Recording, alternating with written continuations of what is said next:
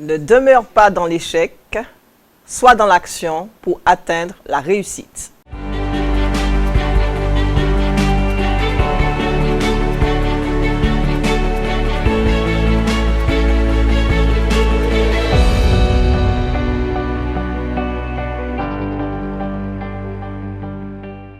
Pourquoi parler du choix de la réussite? C'est parce qu'il y a un temps où il y a eu un moment d'échec dans nos vies, des échecs qui nous ont mis par terre, des échecs qui nous ont ravagés et nous avons du mal à pouvoir revenir dans un positionnement de réussite.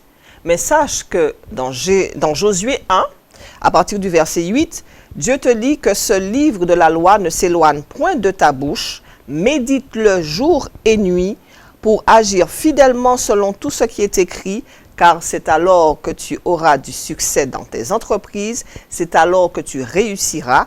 Ne t'ai-je pas donné cet ordre? Fortifie-toi et prends courage, ne t'effraie point et ne t'épouvante point, car l'Éternel, ton Dieu, est avec toi dans tout ce que tu entreprendras. Nous allons prendre la deuxième partie. Ne t'ai-je pas dit? C'est cet ordre que Dieu nous demande. C'est cet ordre que Dieu nous donne. Ne t'ai-je pas dit? Fortifie-toi et prends courage. C'est-à-dire que tu as la possibilité de sortir de ton échec.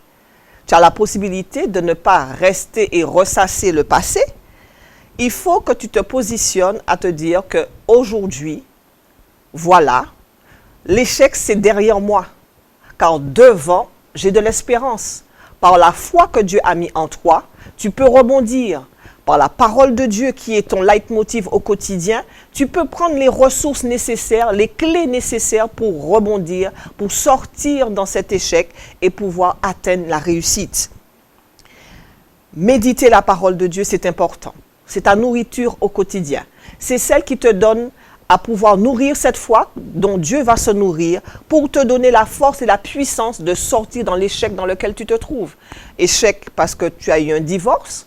Échec parce que tu as raté ton bac, tu as raté tes examens, et là tu dois repartir sur le chemin de l'école. Échec parce que tu n'as pas pu trouver du travail ou bien tu as été licencié pour telle ou telle raison. Mais aujourd'hui, ce n'est pas le temps de pouvoir dormir sur tes lauriers parce que Dieu te donne encore l'espérance de la vie. Tant que tu as le souffle de vie, tant que tu peux encore rebondir, mais tu ne peux pas rebondir tout seul. Dieu t'a laissé la parole. Cette lumière qu'il a mise sur ton chantier pour que tu puisses pouvoir avancer et être gagnant, être dans la réussite, être dans le succès.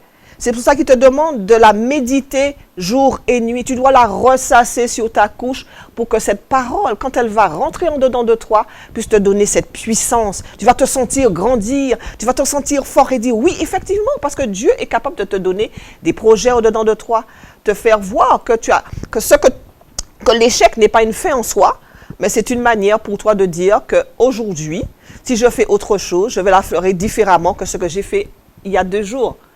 Donc, il est important pour toi de te dire que l'échec, c'est juste un passage. Car il est temps de pouvoir changer et de passer à autre chose. Tu n'as pas eu ton bac cette année, mais tu peux le passer en candidat libre. Tu peux revenir dans tes études. Tu as été licencié, mais ce n'est pas tout. Tu as peut-être un projet que tu nourris depuis un certain temps. Et c'est peut-être pour toi le temps de pouvoir le mettre en exécution. Tu as eu un divorce, ce n'est pas tout. Tu vis encore. Et le Seigneur t'a dit qu'il a formé des projets sur ta vie. Donc, demande-lui une épouse, demande-lui un époux qui saura apprécier l'homme ou la femme que tu es. Peut-être qu'il n'a pas pris cette mesure. Peut-être qu'il n'a pas encore fait cette expérience-là. Mais toi qui connais le Seigneur, tu sais que le Seigneur ne te laissera pas en bas. Parce qu'il t'a dit qu'il te mettra à la tête et non à la queue.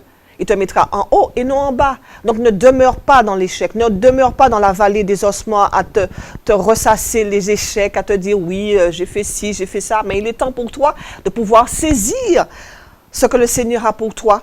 Oui, médite ce livre de la loi jour et nuit. Et c'est alors que tu réussiras, c'est alors que tu pourras entreprendre de grandes choses avec le Seigneur. Proclame cette parole dans ta vie. Prophétise sur ta vie. Relève-toi. Marche. Va de l'avant. Ne reste pas assis. C'est ceux qui sont assis qui ne font rien. C'est ceux qui sont assis qui sont dans l'échec. Mais aujourd'hui, tu as pris la décision de te lever, pris la décision de marcher, de faire un pas après l'autre et de t'attendre au Seigneur à chaque pas que tu fais. il est important pour toi de te focaliser sur le Seigneur. Parce qu'il a marché sur cette terre, on lui a craché dessus, on l'a fouetté, mais sa volonté, c'était de faire la volonté du Père. Et toi, ta volonté à toi, c'est de faire la volonté de celui qui t'a appelé à son admirable lumière. Donc ne reste pas dans les ténèbres et avance. Sois appliqué dans tout ce que tu fais. Apprends à te concentrer. Apprends à sortir de toute distraction et vraiment à te mobiliser, à faire confiance en Dieu, car il est celui qui te donne le succès dans tout ce que tu entreprends. Donc, fais le choix de la réussite. Nous avons tous un choix à faire. Dès que nous étions petits, nous commencions à marcher. Nous avons fait le choix de pouvoir marcher, de tomber, de nous relever. Mais nous avons marché. Aujourd'hui, nous marchons seuls. Nous n'avons pas besoin que nous puissions nous donner un bâton. N'est-ce pas? Ni la main de maman, ni la main de papa. Mais nous marchons seuls, nous faisons ce que nous avons à faire.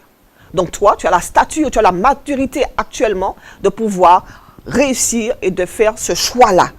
Donc, n'hésite pas, ne t'effraie point comme le Seigneur te dit dans cette parole de Josué 1, et avance avec fierté, relève la tête, ne marche pas courbé. Ce n'est fini de cette attitude. Positionne-toi et saisis ta part. Fais le choix de la réussite, car le Seigneur t'attend au bout du chemin. Parce que tous ceux qui sont autour de toi auront aussi cette possibilité de dire oui, le Seigneur est capable. Je puis tout par celui qui me fortifie. Donc, fais le choix de la réussite et tous ceux qui t'entoureront, acclamons le Seigneur parce que le Seigneur aura fait de grandes choses dans ta vie.